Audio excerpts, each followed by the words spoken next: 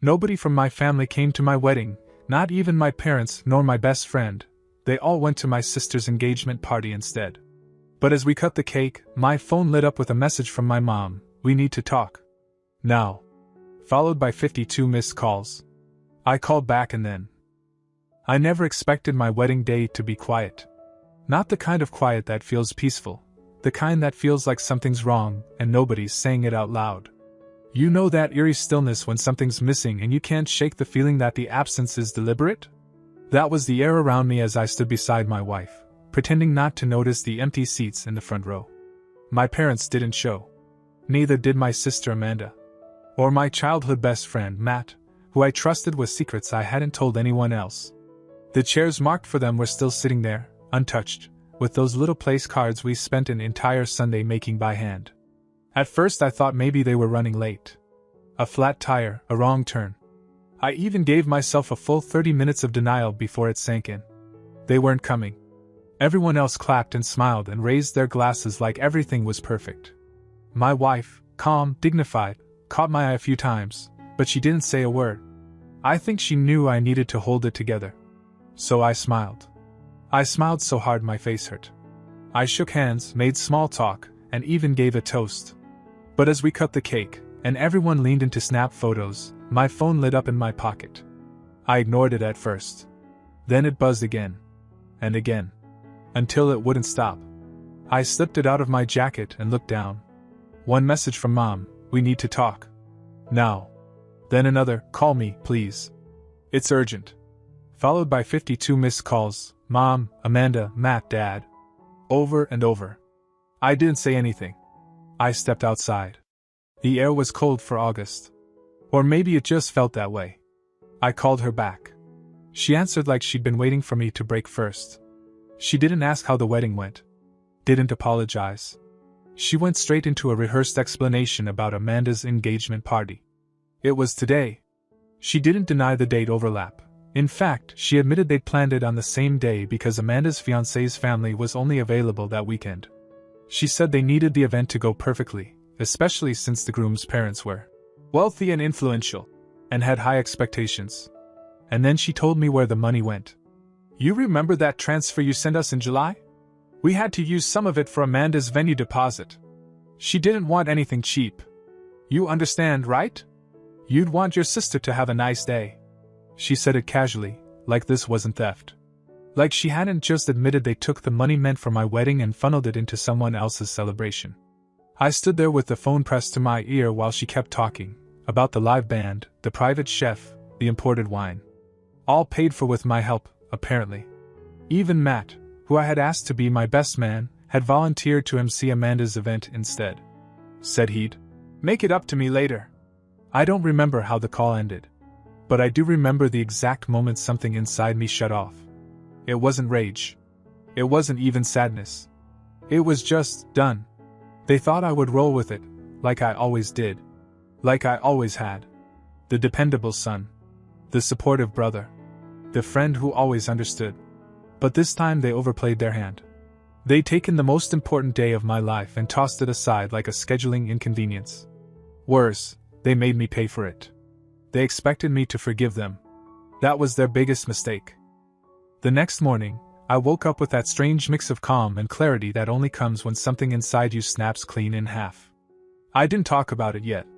Not with my wife. Not with anyone. I got dressed, made coffee like it was any other day, sat at the kitchen table, and pulled up my laptop. I went straight to the accounts. I'd been the bank for my family for so long I didn't even think about it anymore. Every time my dad got behind on bills, I wired money. When Amanda's tuition ran short, I covered it without her asking. My mom handled the grocery spending from a card I gave her 4 years ago. Amanda had one too. For emergencies. Matt, my best friend, had even asked me once to float him rent during a rough patch. I did. No questions. Just help. The damage was all there in black and white. And it went deeper than I expected. 2 payments to a luxury banquet hall. A $7,000 charge to a catering company in Bridgeport I'd never heard of. Designer dresses, floral arrangements, a deposit to a local jazz quartet. Then something that really made me stop, an open bar invoice under my name for an event scheduled the same night as my wedding, hosted at a rooftop venue Amanda had always dreamed of renting.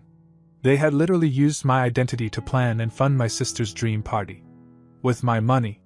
On my wedding night. And then there was the hotel reservation. Matt's name on a suite booked for 3 nights.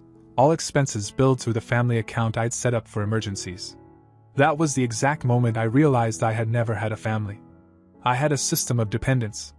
A network of people who loved the Jason that gave, fixed, paid, solved. But Jason the groom? Jason the person? He was disposable. So I started small. First, I logged into the shared bank account. The one my mother had access to for groceries. I clicked freeze account. No warning, no message. Just shut it down. Then Amanda's credit card. She'd been using it for years. I opened the admin panel and marked the card as lost/stolen. System flagged it, locked it, and sent a new one to my address instead of hers. Next, I made a couple phone calls. The catering company, the venue, and the entertainment group. I told them all the same thing: unauthorized charges, fraudulent use. I didn't even have to lie. I never approved any of it. They paused everything immediately. Some of them sounded nervous. A couple said Amanda had already sent invitations for a second event next weekend, one meant for her fiancé's extended family. That event was now dead. I didn't respond to any of the calls that started coming in. I let the panic build. Amanda's voicemails turned from passive-aggressive to full-on pleading in less than 3 hours. The first one was her pretending she didn't know what happened. By voicemail 5, she was swearing they'd pay me back. Somehow. She just needed me to unlock the accounts. Just for a few days. My mom started with guilt. Said they never meant to hurt me. Said it was all just poor timing and Amanda didn't think it through. No apology. Just a hope that I'd do what I always did, make it easier. And Matt. Matt had the nerve to text me a photo from Amanda's party. Everyone smiling. Champagne glasses raised. He actually wrote, "Wish you were here, bro." I didn't respond to him either. Instead, I booked a 2-day cabin rental for my wife and me. Something remote and simple. Fireplace. No cell reception. I told her we were leaving after lunch, just us. I didn't explain anything until we were on the road. She listened, nodded, and said one thing that stuck with me the entire trip. "They never deserved you." It was strange. Peaceful. The silence. The sense that I wasn't being watched, expected, used. Just existing beside someone who showed up, fully, and only, for me. Meanwhile, back home, the chaos was growing. I'd set it in motion. And I wasn't done yet. When we got back from the cabin, I didn't even turn on my phone at first. It sat on the counter, dead. My wife didn't ask me about it. We just made dinner, sat outside, and ate in silence, like we had nothing to rush back to. Because, truthfully, we didn't. I knew the moment I plugged it in, the outside world would come clawing back in. And it did.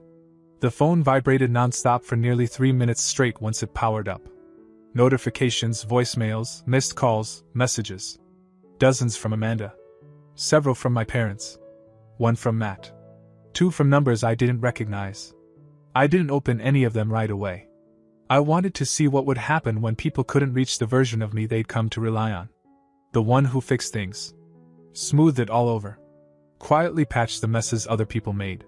But I didn't have to dig for long before the fallout started making its way to me anyway. Becca, my cousin, probably the only relative who still talked to both sides, sent me a single message. She lost it. The party fell apart. That was it. But that one sentence said everything I needed to know. Later, Becca filled in more. Amanda's second engagement party, the one meant to impress her fiancé's extended family, completely collapsed. The florist didn't deliver. The band never showed. The caterer canceled the day before. Apparently Amanda had promised full payment, but by the time she realized the accounts were frozen and the services were on hold, it was too late. The guests still showed up. And they walked into a half-decorated venue with plastic trays of supermarket appetizers Amanda's friends threw together at the last minute. Her fiancé's mother asked her why the cake hadn't arrived. Amanda locked herself in the bathroom for 20 minutes. There were no toasts. No music. No second celebration. And no one from our side of the family stepped in to help her. Because, for once, I wasn't there. That same day, I finally listened to Amanda's last voicemail. Her voice was panicked, almost trembling, but still somehow arrogant. She said I was being cruel. That I was punishing the whole family for a misunderstanding. She said I was overreacting, and that if I didn't unlock the cards they'd be embarrassed in front of people who mattered. That last part hit me harder than it should have. People who mattered. Apparently, I didn't fall into that category anymore. The message ended with her telling me to call Mom, that she's crying, and Dad's furious. So I checked my dad's voicemail next. It was colder. He didn't yell, but he didn't sound like a father either. He said they couldn't get a loan to cover Amanda's event because of their credit. That they were behind on bills now. That I had escalated the situation. That I was tearing the family apart. Then he said it. You're making a mistake cutting us off like this. Not we're sorry. Not we went too far. Just that I was making the mistake. And it was in that moment I realized, they still thought they were entitled to me. Like I was some sort of subscription they could activate when it suited them. That night, I sat down and opened a spreadsheet. It took me 3 hours to build. Every dollar I'd ever sent. Every loan. Every gift. Every emergency transfer. Every rent check I covered. Every credit card payment I made when Amanda said she was just between jobs. I dug through years of bank statements and emails. Even the $1,200 Matt once borrowed when his car broke down, which he never brought up again. When I finished, the number at the bottom didn't shock me. But seeing it all in one place, it felt like holding a list of receipts for a life I'd been tricked into financing. Over $137,000. I printed 3 copies. Mailed them separately, one to my parents, one to Amanda, and one to Matt. No note. No explanation. Just a title at the top. Here's what it costs to be your son. Your brother. Your friend. Then I called my cell provider and changed my number. I didn't tell anyone. I didn't post about it. I didn't give anyone a speech or send a goodbye text. I just disappeared. Becca messaged me 2 weeks later and said Amanda had gone quiet. Her fiancé was concerned about the money issues and her behavior. His parents were pulling back, asking questions, getting nervous. My mom, apparently, was telling relatives I was taking time for myself. No one mentioned the wedding. No one brought up the engagement party. They buried it. Like it hadn't happened. And Matt? I haven't heard from him since. They had all pushed me out of the frame so they could center their own story. So I took myself out for good. And the silence that followed? It was beautiful. It's strange how fast people can rewrite a story once they realize they've lost control of it. 3 weeks after I sent those letters and cut off all contact, the silence from my family shifted. Not into apologies. Not into any real change. Just strategy. They started talking around me. Telling people I was dealing with stress, struggling emotionally. Even hinting I was having problems in my marriage. As if it made more sense to paint me as unstable than to admit what they did. I heard this from Becca, who had lunch with Amanda and our mom one weekend. She didn't know I'd be mentioned, just sat down expecting a normal catch-up. But my name came up almost immediately. Amanda told her I'd been acting off for a while, and that I lashed out because I couldn't handle sharing the spotlight. She said I froze the accounts because I was jealous of her engagement. That it was never about money. Becca didn't buy it. Not for a second. She called me later and told me everything. Word for word. But it was what she said next that caught me off guard. Apparently, Amanda and my mom had gone to Matt. Not to check on me, but to ask for help. They wanted him to reach out to my wife. They thought maybe she could convince me to put things behind us. They were even planning a family dinner, to clear the air, the kind where nothing's acknowledged and everything is swept under a rug so they can all go back to pretending we're close. And here's the twist. Matt didn't say no. He texted my wife while I was sitting right next to her. I watched her face as she read it.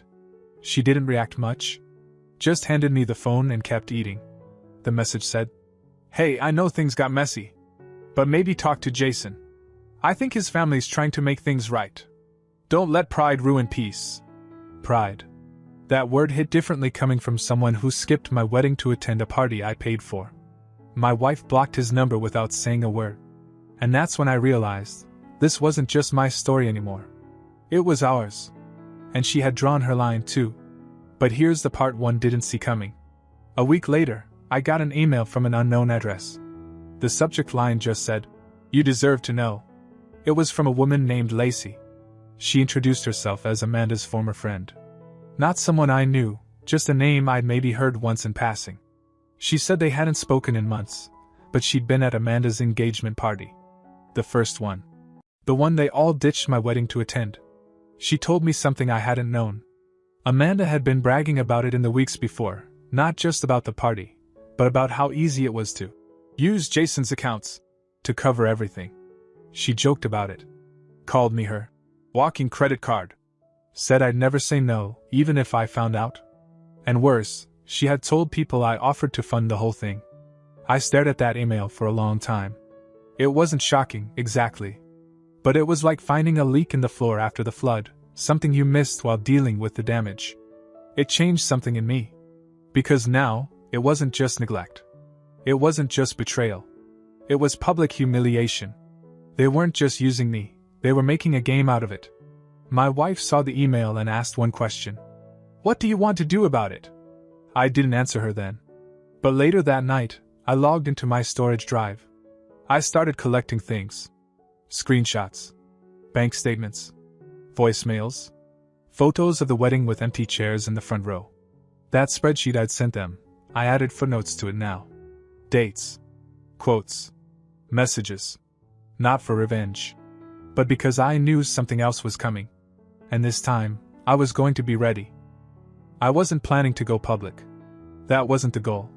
But the more I thought about Amanda's little stories, how she turned me into a voluntary sponsor of her fantasy, the more I realized this wasn't just about family anymore. She was rewriting who I was. And if people only heard her version, then mine might as well not exist. It started with a message from a mutual friend, someone I hadn't seen in years, who reached out after hearing a weird story about me. He asked if I was okay. Said Amanda told people I'd had a breakdown. That I'd skipped my own wedding because I couldn't handle her getting engaged first. I just sat there, reading those words. That's when I knew it was time. I wrote a post. Not dramatic. Not bitter. Just factual. I laid it all out like I was writing a report. I explained that I got married last month. That none of my immediate family came. That my sister hosted her engagement party the same day and used the money I'd sent for my wedding expenses to pay for her own event. That my best friend ditched my ceremony to go toast someone else at a party I unknowingly funded. I didn't name names. I didn't insult anyone. I didn't even tag them. I just told the truth. Then I attached the photo, the one from our wedding. My wife and me, standing beside the cake. The empty front row behind us, clearly marked with name cards. Amanda. Mom. Dad. Matt. Chairs they never filled. I hit post and walked away. What happened next moved faster than I expected. People started sharing it. Not just friends, but strangers. The post went viral in our circle. Some reshared it with captions like, "Imagine doing this to your own brother."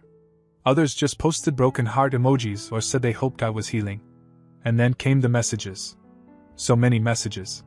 Old co-workers. College friends. Distant relatives. People who hadn't spoken to me in years. They reached out one by one to say they saw it. They believed it. Some had stories of their own, family betrayals, broken trust, being the one who always gave until there was nothing left. A few people told me something else. That Amanda's fiancé's parents had seen the post too. They weren't tagged, but someone had sent it to them. And apparently, they had no idea about the full story. They thought Amanda and I were on great terms. That I had helped plan the party. Amanda had told them I insisted on the same dates so we could celebrate together later that night. When they read the post and saw the photo, things changed. Becca called me 3 days later. Amanda's engagement was officially on pause.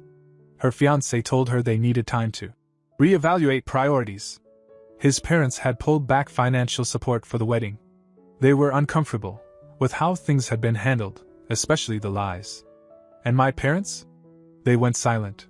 For the first time in my life, they didn't call to yell, or guilt trip, or beg.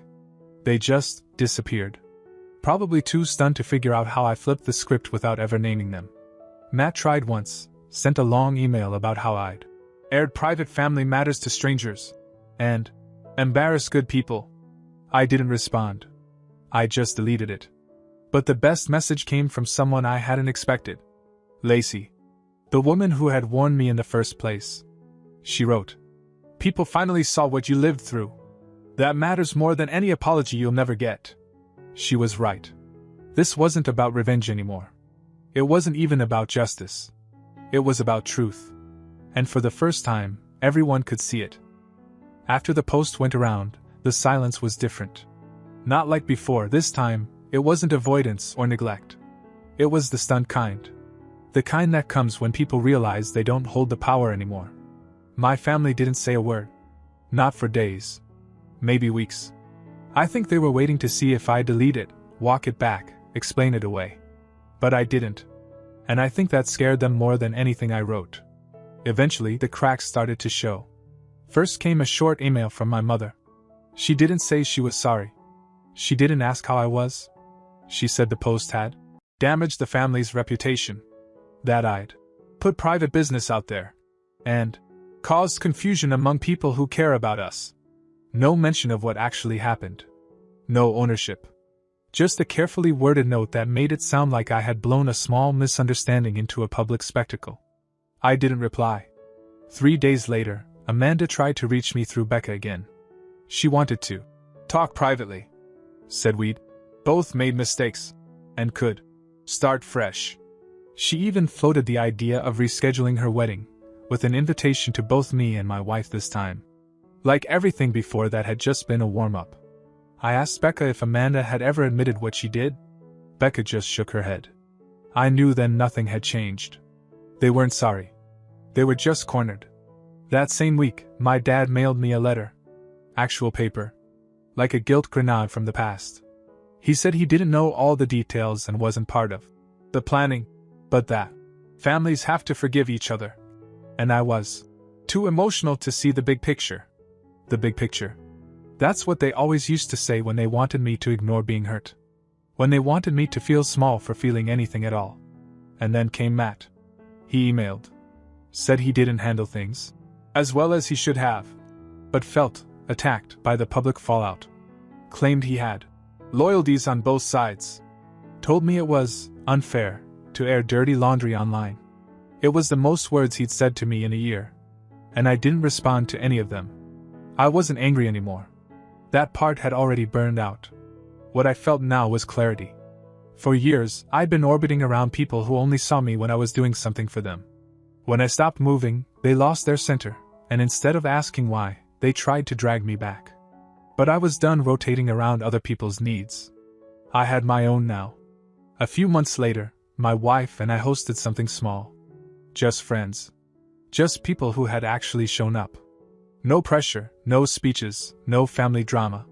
We cooked together, set out candles, played music, and sat around laughing about nothing. At one point, I stepped back and just watched.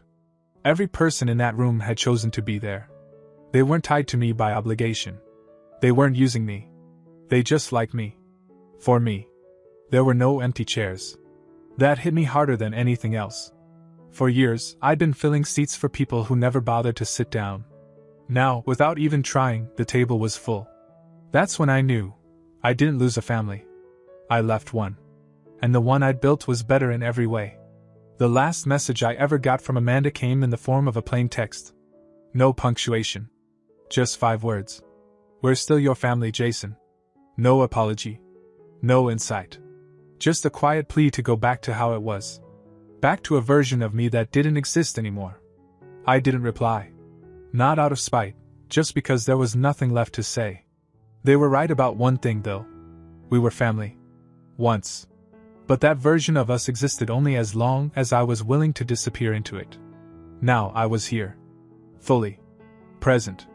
Clear. And they were nowhere in sight.